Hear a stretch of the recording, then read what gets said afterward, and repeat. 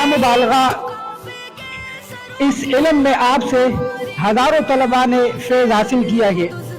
آپ کی تقریر اور تاریخ میں قرآن کریم کی فہمی ہمیشہ جھلکتی نظر آتی ہے۔ میں حضرت استاد صاحب سے درخواست کروں گا کہ وہ آج کی اس پروقار تقریب میں آپ سے مخاطب ہو۔ آپ تمام حضرات سے گزارش ہے کہ انتہائی یکسوئی کے ساتھ بیٹھے، جم کر بیٹھے۔ انشاءاللہ استاد صاحب آپ سے مخاطب ہوں گے۔ بہت شکریہ۔ متاع الدنیا قلیل، پوری دنیا وہ کم ہے، قلیل ہے،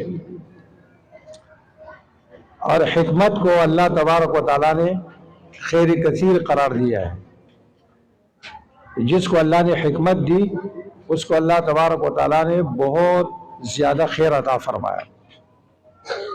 اب یہ حکمت کیا چیز ہے؟ حکمت اگر ہم اور آپ سمجھ لیں گے تو ہمارے اور آپ کے دنیا اور آخرت کے سارے مسائل حل ہو جائیں گے۔ آج ہم لوگ پریشان اس لیے ہیں، ہمارے مسائل اس لیے الجھے ہوئے ہیں، اور ہمارے دینی ادارے ہو یا دنیاوی کاروبار ہو یا زندگی کے کسی بھی شعبے میں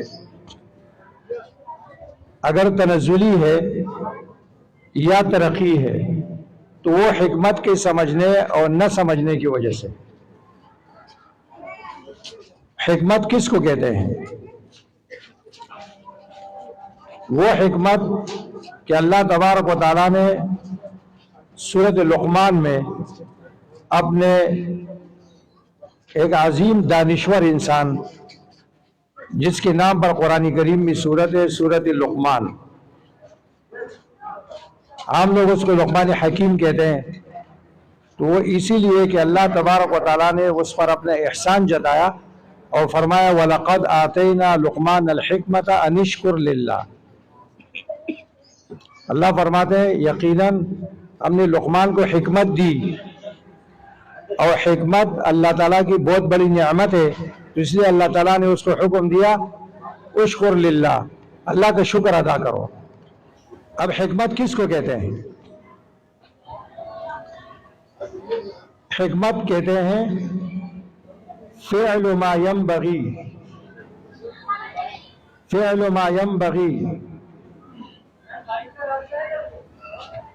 على الوجه الذي ينبغي في الوقت الذي ينبغي۔ مناسب کام مناسب طریقے پر مناسب وقت میں کرنا، یہ حکمت کہلاتا ہے۔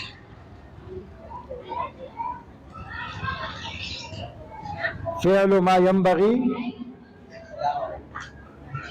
على الوجه الذي ينبغي في الوقت الذي ينبغي، اور اس کے ساتھ اگر ایک اور اضافہ کر لیں فی المکان الذی ینبغی۔ مناسب کام وہ کام کرنا جو مناسب ہے، اس طریقے پر جو طریقہ اس کے لیے مناسب ہے، اور اس وقت میں کرنا جو وقت اس کے لیے مناسب ہے، اور اس جگہ پر کرنا جو جگہ اس کے لیے مناسب ہے۔ یہ تعریف علامہ ابن قیم رحمہ اللہ نے کی ہے مدارج السالکین میں۔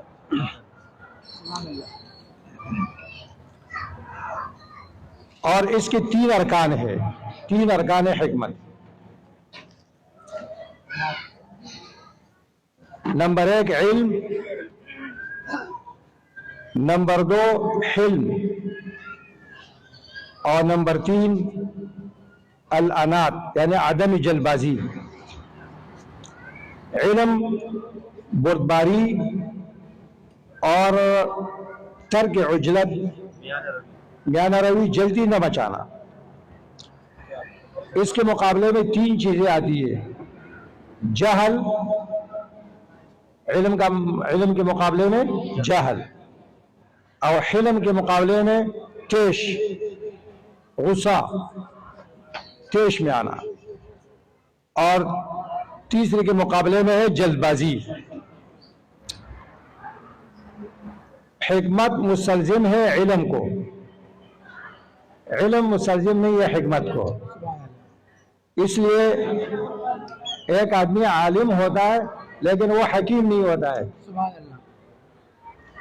ہر حکیم عالم ہوتا ہے لیکن ہر عالم حکیم نہیں ہوتا ہے. یہ لقمان حکیم کو شاید بعض عوام لوگ یہ سمجھتے ہیں کہ یہ دوائیوں والا حکیم تھا، اور دوائیوں والا حکیم نہیں تھا بھائی. یہ جو بازاروں میں بیٹھے ہوتے ہیں نا وہ مداری قسم کے حکیم، تو وہ کہ حکیم صاحب جہاں سے گزرتے تھے تو جڑی بوٹیوں سے آوازیں آتی تھی اور وہ جڑی بوٹی باتیں کرتے تھے کہ جی میں فلاں مرض کا علاج. یہ سب جھوٹ ہے، وہ یہ والا حکیم نہیں تھا بھائی. ہاں وہ دوائی والا حکیم نہیں تھا. تو عالم ہوتا ہے بعض آدمی لیکن وہ حکیم نہیں ہوتا ہے. اس وجہ سے ہمارے اکابر میں آپ سنتے ہیں حکیم الامت اشرف علی تھانوی. دیکھو دوسرے علماء کے ساتھ یہ لفظ آپ نہیں سنتے ہے نا. آپ سنتے ہیں لکھا ہوا دیکھتے ہیں کتابوں پر حکیم الاسلام قاری محمد طیب صاحب رحمہ اللہ. ٹھیک، باقی علماء کے بارے میں آپ یہ نہیں سن رہے ہیں.